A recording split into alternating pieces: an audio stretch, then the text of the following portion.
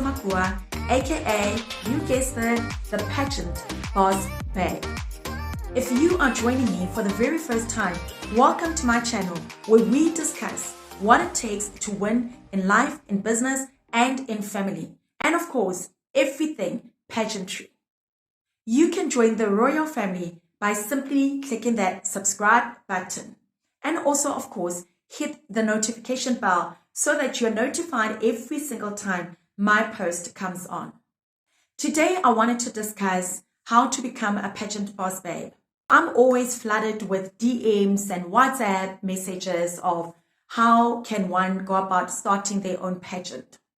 I'm going to be sharing a little bit of my business journey, where I started and how I got to where I am now. So obviously, before you jump into anything, you want to make sure you do your research. You want to make sure that you understand what is required, what it takes, right? Not only get started, but also to stay winning, right? Because I'm a big believer that I'm not going to invest my time, effort, and energy into something and I don't get any return on it, right? Return does not necessarily always have to be monetarily, but return can be that sense of satisfaction of doing good in the world. Return can be you gaining your self-esteem, however you choose to quantify what your return means. So when I started the Miss and Mrs. Township South African Teen Beauty Pageant and Empowerment Program, I wanted to begin a movement, right, that would ignite and unlock other women's destinies so that they can in turn, right, touch on other lives. The thing about pageantry is you don't just work Monday to Friday, right? Sometimes you are required to put in the hours full day, Saturday, and also on Sundays, especially if your brand is still very fragile and you are growing it. So here's the thing. There are formal pageants and there are informal pageants. And there are also pageants where you just get on stage and that's that. And there are journey pageants like the pageant that I run, Miss and Mrs. Township South Africa and Teen. It's not just an on-stage pageant and you get off, but it's actually an empowerment program, meaning there is so much that happens in between. My program in particular is 6 to 8 months long, and in those times, there are various stages, right? Now, what I need you to understand is before even these 6 months can be run, there is so much preparation that goes on in the background beforehand. And while it is running, there is a lot of management that happens. And then after the fact, there are title holders that need to also be managed and kept happy, and then also canvassing for the coming year's class. So there's quite a lot that goes into it.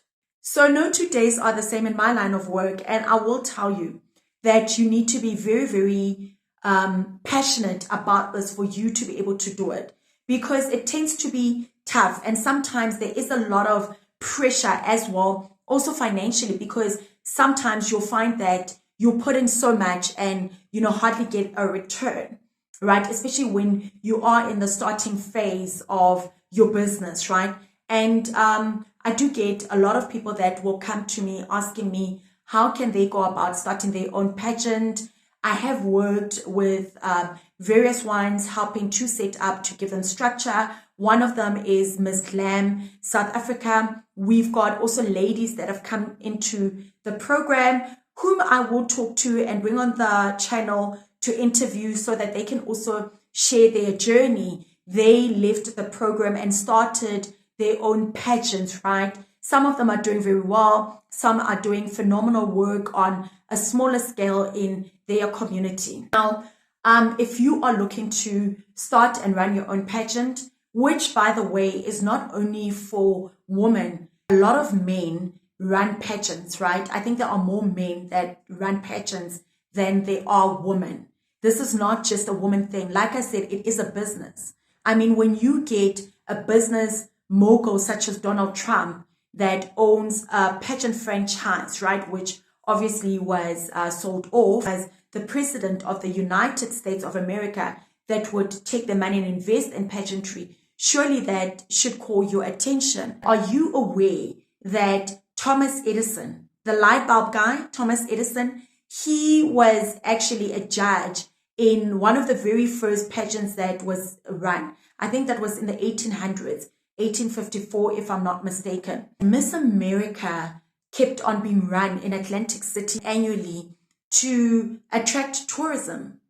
And that is what it does. My own pageant, we attract so many people from out of town. That is boosting the local tourism, right? And that is the magnitude of impact that pageantry actually has.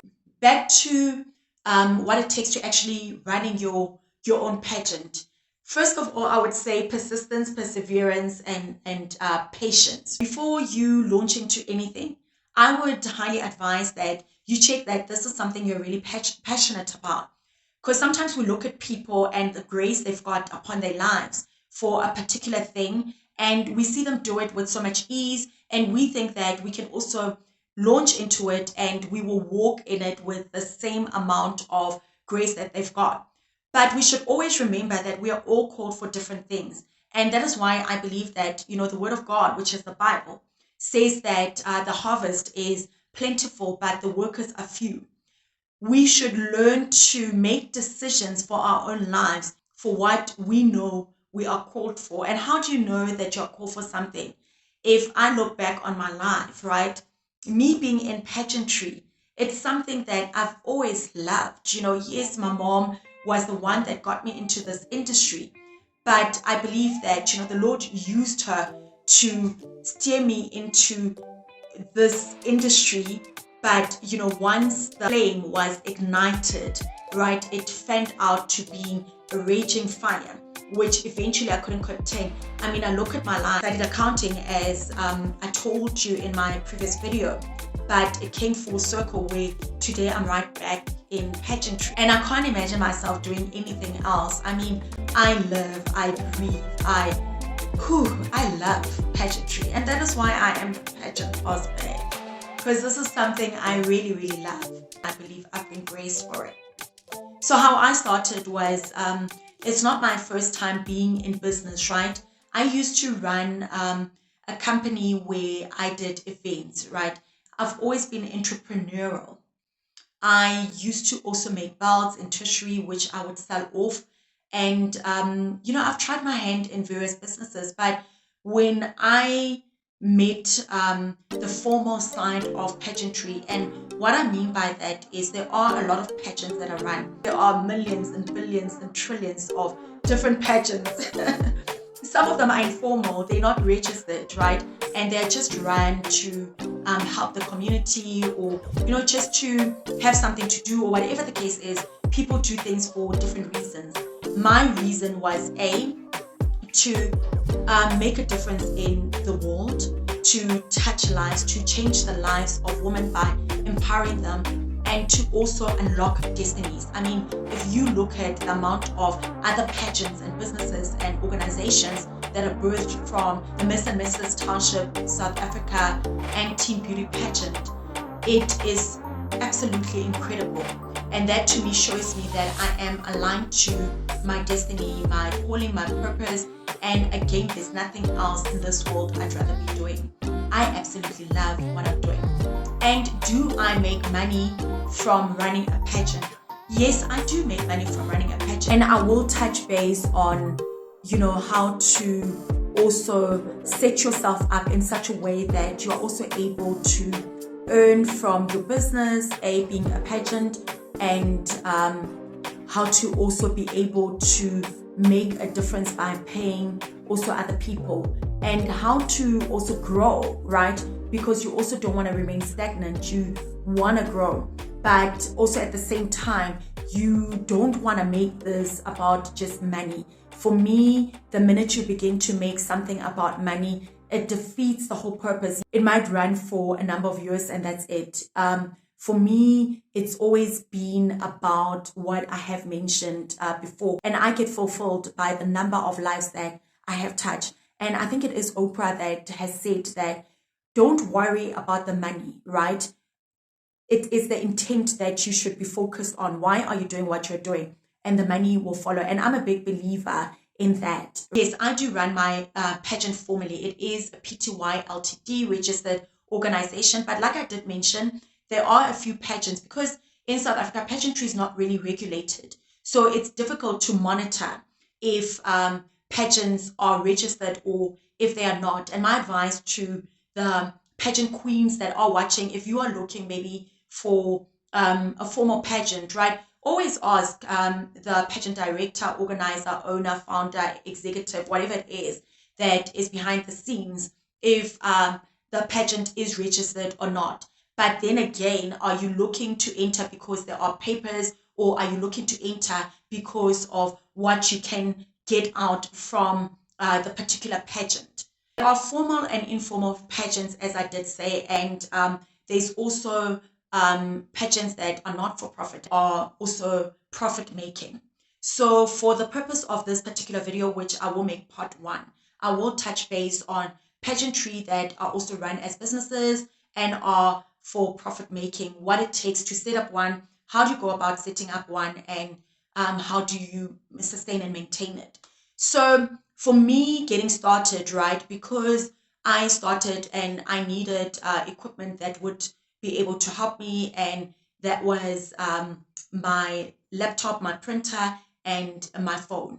So to start off, I needed about 10,000 rands, which I looked for sponsorship, and I was fortunate enough to receive sponsorship that financed the road shows that I went on to be able to market the pageant. So I began with the end in mind. When I started my pageant, I knew that I'm not just running a fly-by-night or, on stage, off stage pageant. I want to build something that will exist beyond me. I'm a big believer that if you're gonna think, don't think small, think big, and being also conscious of the fact that even though you might think big, you might have to start small. And I mean, I learn as I grow. And when I look at where I am now in 2022 versus where I was in 2020, I've come a very long way, and I've definitely grown in terms of my business. And I'm proud of how far I have come. And I'm so glad that I started, right, being just by myself to a point where I've got some people that I am working with, right? Some that are full-time and others that we work pro rata and also on a consultancy basis. And that is what me sharing this is all about. If you're setting up your own pageant and you're looking to not only stay in one place but to also grow. And as I have mentioned, I have worked with various brands. So once you have registered, remember that now you've got a responsibility to make sure that you keep your company registered, because if you don't, CIPC can actually deregister you. And that means that you have to pay your taxes, right? There is a fee that you pay, not to SARS, but to CIPC on an annual basis to make sure that it stays registered. And also remember that just as you as an individual have to pay income tax, even your business is recognized as an individual juristic person, I think it's called.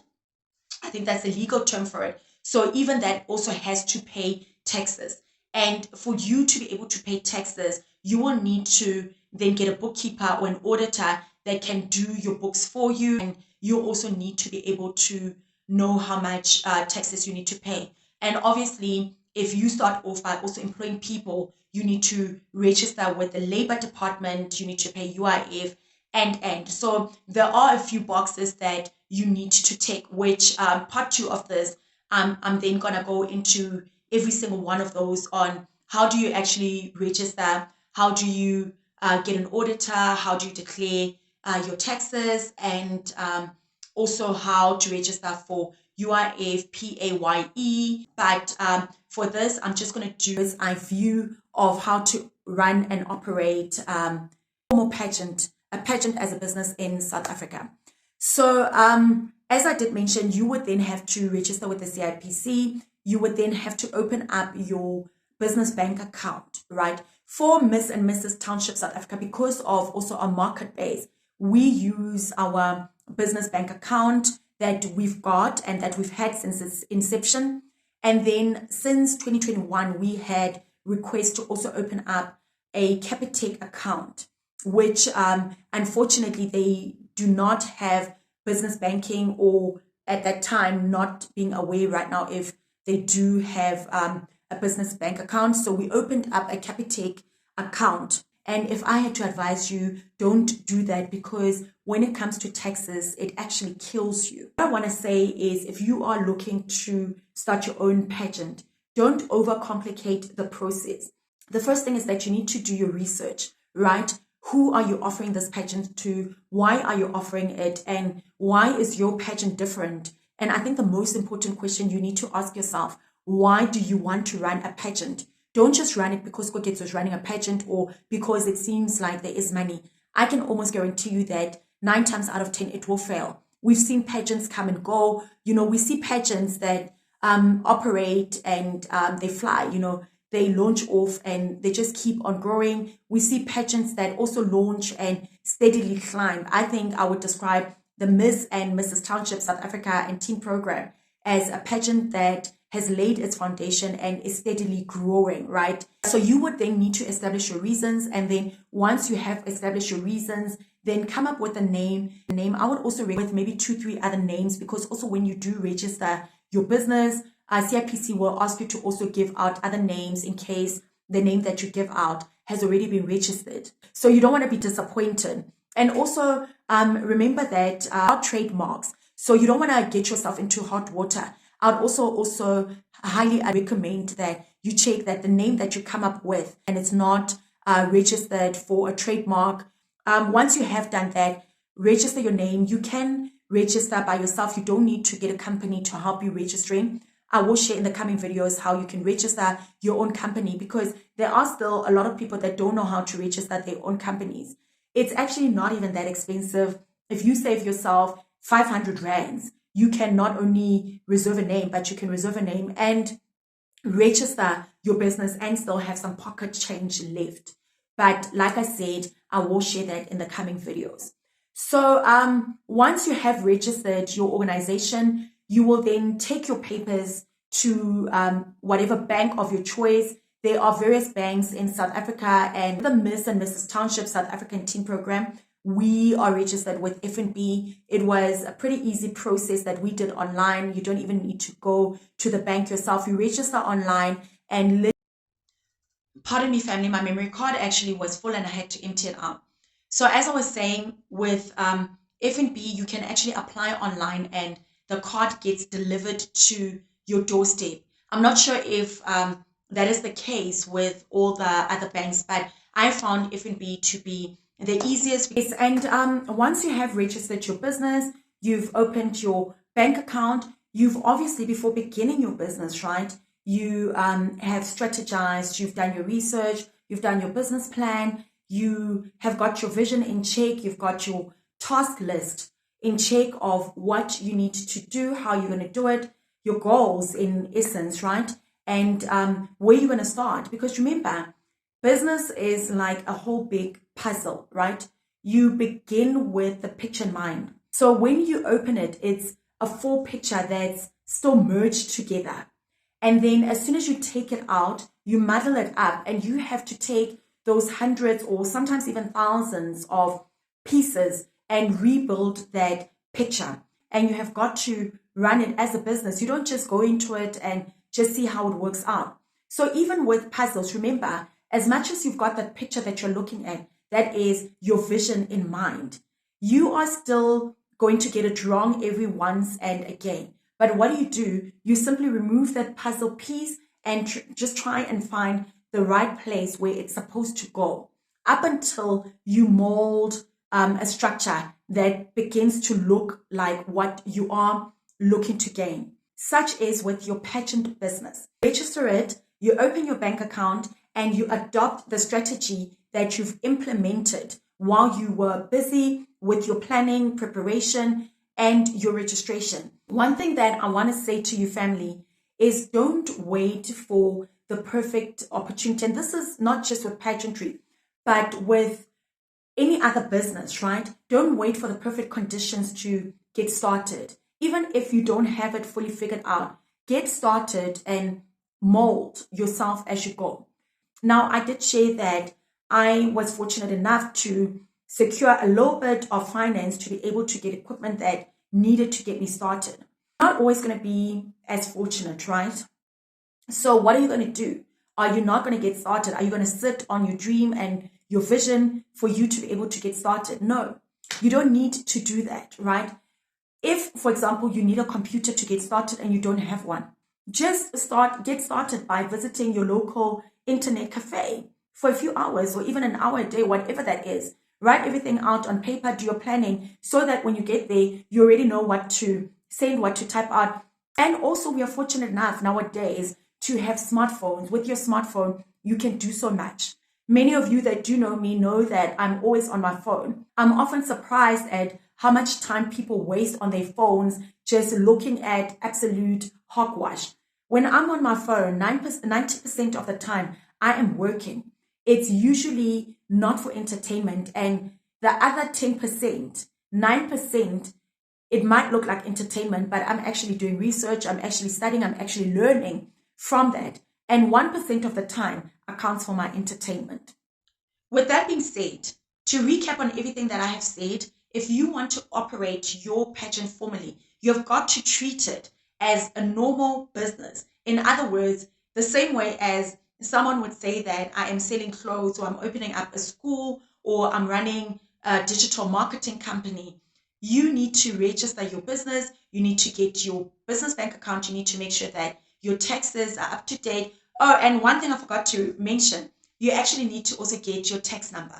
So once you are registered, I know usually if you register with a company, they will ask you if they should also get your tax number for you. And you can also do it yourself, which I will also share in the coming pages.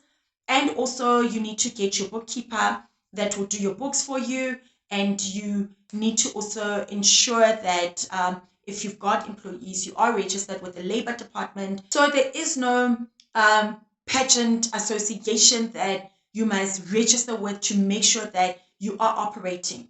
And one I also wish to remind you with the associations, professional bodies, it's also still your choice, right?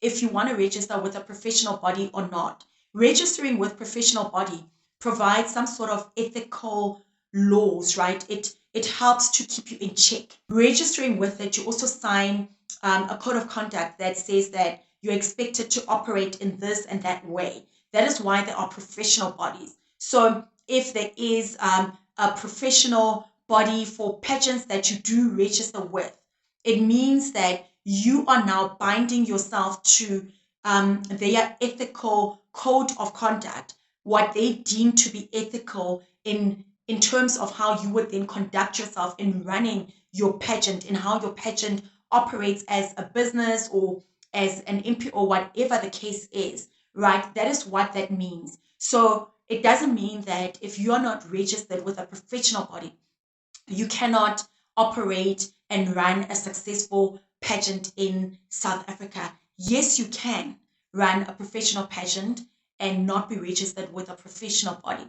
But for you to be able to run ethically, right, to operate in accordance to ethical guidelines, I would highly recommend that you do look into what is available, which we'll also touch on, and register with that, because in that respect, you do have some sort of people that you are accountable to. And of course, once then you have ticked all those boxes, you can then begin the marketing process. So you can get people on board and tell them about your vision, and hopefully then they get to buy into your vision, and you can then begin walking in your dream. So royal family, that's all I will be touching on today. I will do a part 2, part 3, part 4 up until part 6 of this video. So we touch on formal pageantry, profit making, not for profit, and also everything else that falls in between that. That would be what I've already mentioned: how to open up your bank account, how to get an auditor, how to register for your taxes, and how to market your business. And yeah, so yes, I will also be touching on that in hope of reproducing other Pageant Boss Babes from this channel as well. I mean, as I did mention that from Miss and Mrs. Township South African Teen Program, we've got so many other women that come out of the program and start their own successful pageants, whether they are formal, informal, or just existing for the sake of impact in their communities, is obviously a different story. But for me, as the director that knows that through this program, so many other pageants have been birthed, it really goes back to the core and the foundation of why this pageant was started in the first place, to unlock destinies, to empower women who also will in turn go back to their communities, go back into the world and empower other women and empower their communities, and even become much greater than, this program that helped them to birth their own in turn. Thank you, Royal Family. I hope that this video has been very fruitful, and please don't forget to hit that notification bell to subscribe, and of course to like this video and share with